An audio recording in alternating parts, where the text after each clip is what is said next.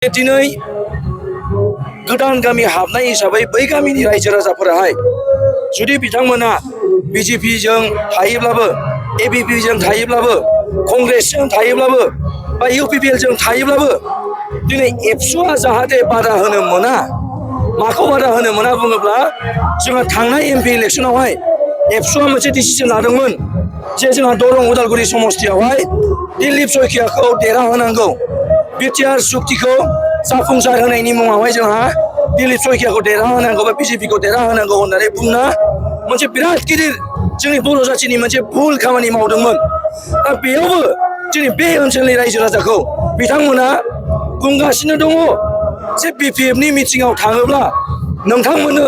जोंनि सोरखारनिफ्राय जे सुबिदा होगोन बे सुबिदानिफ्राय नोंथांमोनखौ बोखारनाय जागोन बा जोङो माबा मोनसे सरकारि स्किम लायोबाबो बे स्किमखौ बे मिटिङाव फैग्राफोरा मोननाय नङा होनना बिथांमोना बुंगासिनो। नाथाय मानो बुंदों दिनै नोंथां एबसु जानानै नोंथांमोना आरो फिन खनसेबाव भुल खामानि मावनो थांगासिनो दं नामा? नंगौ, जोङो सानथामनिफ्रायनो दाख्लै तेजपुर, मैया जोङो बिश्वनाथ सारियालि, गफुर आरो नै दिनै जोङो धेकियाजुलिनि साहा बातासिपुर बे मोनसे गामियाव जोङो दिनै जयैनो जोङो बिपिएफनि मोनसे फोसावदिं मेल जोङो लानाय जादों। बेयावनो जोंहा जोंनि बिपिएफ राजनितिक दलनि आफादगिरि बिथां हाग्रामा महिलारि आरो बेजों लोगोसे रिहन दैमारि, सरन बर' आरो प्रेस मुसारि सारमोनाबो दंफायो। दा फैनायनि मुल उद्देश्यआ बेनो जे जोङो फैबाय थानाय दिनाव बिपिएफआ सरकाराव फैयोब्ला हाग्रामा महिलारिया बिटिसिनि चिफ जायोब्ला जोंनि रायजो राजानि थाखाय मा खामानि मावगोन आरो आं लाइमोन हिसाबै दिनै लाइमोननि थाखाय मा खामानि मावगोन बेखिनि बाथ्राखौ आं नोंथांमोननि निउसनि गेजेरजों आं दिनै साफ्रोमबो रायजो राजानिसिम आं फोसावनो सानदों। दिनै गोदान गामि हाबनाय हिसाबै जोङो लुगैदों जे दिनै गोदान गामि हाबनाय हिसाबै बै गामिनि रायजो राजाफोराहाय जुदि बिथांमोना बिजेपिजों थायोब्लाबो एबिपिजों थायोब्लाबो कंग्रेसजों थायोब्लाबो बा इउपिपिएलजों थायोब्लाबो दिनै एबसुआ जाहाथे बादा होनो मोना। माखौ बादा होनो मोना बुङोब्ला जोंहा थांनाय एमपि इलेक्सनावहाय एबसुआ मोनसे डिसिजन लादोंमोन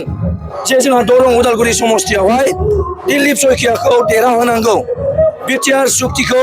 जाफुंसार होनायनि मुङावहाय जोंहा दिलीप सयखियाखौ देरहाहोनांगौ बा बिजेपिखौ देरहाहोनांगौ होननानै बुंना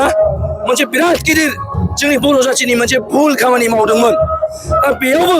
दिनै बे ओनसोलनि रायजो राजाखौ बिथांमोना बुंगासिनो दङ जे बिपिएफनि मिटिङाव थाङोब्ला नोंथांमोननो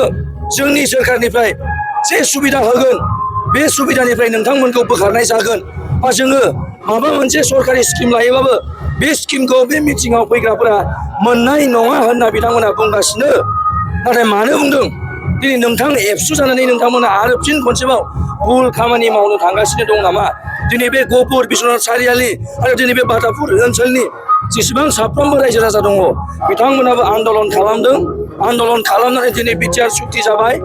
बिटिआर सुक्तिनि उनावहाय साफ्रोमबो रायजो राजायाहाय गावनि पलिटिकेल राइट्स दङ, भटिं राइट्स दङ आरो गावनि लिडार चुज खालामनायनि बे राइट्सआ दङ जाहाथे बेखौ रावबो बादा होआ। दिनै जोंहा बिपिएफ हिसाबै हाग्रामा महिलारि सारा मोनसे थांखि लादों जे बेखार लाइमोन सेंग्रा सिख्लाफोर जाय लाइमोनफोरा बिए पास एमए पास जानानै ओरैनो दङ बिथांमोननि थाखाय 100 क्र'र मोनसे स्किम सारा होनो नागिरदों। बे 100 क्र'रआव मा जागोन? सोरबाया गारि सालायनो रोंगौ नाथाय गारि बायनो हाया भारा बोनो, बिनि थाखाय विंगार बा मेजिक बिथांमोना बे 100 क्र'रनि गेजेरजोंनो मोननो हागोन। सोरबाया दिनै ITI लाबाय, इलेक्ट्रिशियान जानो लुगैदों, बिथाङा दखान होनो हाया, बै बिथांनो 100 क्र'रनि गेजेरजोंनो दिनै हाग्रामा महिलारिया होनो नागिरदों। सोरबाया दिनै गोरिब न'खरनि फिसाला दिनै हाजिरा मावनानै जायो, दिन हाजिरा मावनानै जायो, बिथांमोना जाहाथे दखान होनानै जानो हादों, गालामाल दखान होनानै जानो हादों। बिनि थाखाय जोंहा हाग्रामा महिलारियाहाय बे 100 क्र'र स्किमनि गेजेरजोंनो हरनो नागिरदों। दा बेनो फैबाय थानाय समाव जों लुगैदों जिहेथु दिनैहाय बिटिआर सुक्तिजों फैफानाय मोनसेबो साख्रिखौ बे ओनसोलनि सेंग्रा सिख्लाया मोननो मोनाखै बेखौ जों मिथिगौ। दिनै बे गफुर, बिश्वनाथ सारियालि आरो बे बातासिपुर ओनसोलनि खैजोन एक्स एनडिपि आदामोना दिनै बे फरेस्ट गार्डनि साख्रिखौ मोनखो? खैजोन एक्स एनडिपि आदामोना दिनै बिटिआर सुक्तिजों जानानै फैनाय पेरामिलिटारि फर्स दिनै पुलिस फर्सआव साख्रि होनांगौनि खोथा बिथांमोना बुंदोंमोन। सोर सासे एक्स एनडिपि आदामोना दिनैहाय बे सुक्तिजों फैनाय साख्रिखौ मोनखो? हाग्रामा महिलारि सारनि बिटिसि सुक्तियाथ' एक्स BLT आदामोनखौहाय दिनै आर्मि पेरामिलिटारि फर्सआव साख्रि होदोंमोन बेखौ जों बयबो रायजो राजाया नुजोबनाय दा बेखायनो खावलायदों प्रमद बर'नि थगायनायजों जाहाथे जोङो आरो फिन खनसेबाव थगायजाबावा दिनै बिथांमोना बन फाननानै जाग्रा जौ फाननानै जाग्रा दिनै जौ मावनानै जाग्रा दंफां दानानै जाग्रा बै गोरिब दुखिया न'खरनो बिथांमोना साख्रि होनायनि बाथ्रा बुंदोंमोन न' बां लुनायनि होनायनि बाथ्रा बुंदोंमोन फायखाना खल हा पाट्टा होनायनि बाथ्रा होदोंमोन नाथाय दिनै जों मा नुनो मोनदों जोंनि बिटिसिनि साहा ओनसोलनि रिजार्भ ओनसोलनि रायजो राजाखौ दिनै फेरेंगा मोनबायदियाहाय दिनै न' बां सिफायगासिनो मन्दिर गिर्जा सिफायगासिनो अब्ला बै समाव इसेबां गोथौयै बुंनानै फैनाय 100 फुट गोथौ जावनानै नायबाबो जोंनि बर' आबै आबौनि हारा मोनगोन बेयाव जोंहा थानायनि मोन्थाय दं होनना बिथांमोना आन्दलन खालामनाय समाव बुंबाय थादोंमोन दिनै बिटिसिनि सिबासो प्रमद बर' बिथां गावनो बारग' एबसुनि आफादगिरि दिनै बिटिसिनि डिपुटि चिफआ सोर दिनै गबिन्द बसुमतारी बिथाङा सोर गावनि एक्स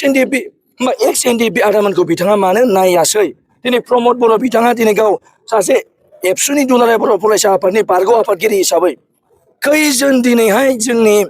एबसुनि आदामोन जाय दिनै बिथांमोना साख्रि जाबाय बै समाव खस्थ' खालामनानै बिथांमोना हाबा लाथ'वाखैमोन गारि घरा बायाखैमोन न' बां लुथ'वाखैमोन संग्राम खालामग्रोनो होननानैहाय नाथाय दिनै बैसोर साबसे आदामोनखौ दिनै बिथांमोना कन्ट्रेक्टर खालामखो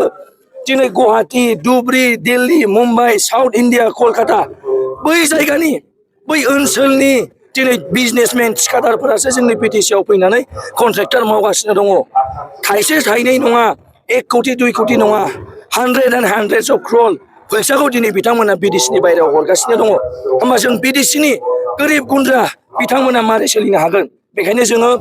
बयबो ज' जानानै हाग्रामा महिलारि सारखौ बिटिसिनि चिफ बानायफिननि आरो सासेल' दिनै जोंनि बिटिसिआव माने लिडार हिसाबै साफ्रोमबो रायजो राजाखौ एखे समानै नायग्रा लिडारा जाहैबाय एकमात्र हाग्रामा महिलारि सार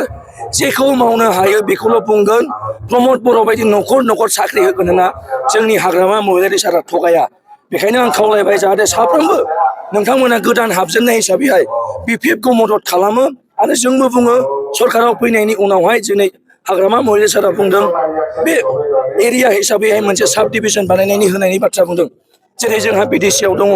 गसाइगाव साब डिभिजन परबतजरा साब डिभिजन बिजनी साब डिभिजन भेरगाव साब डिभिजन सालबारि साब डिभिजन मुसलपुर साब डिभिजन बै साब डिभिजन जानायनि गेजेरजों दिनै जिल्ला हिसाबै मोनसे जौगानाया फैयो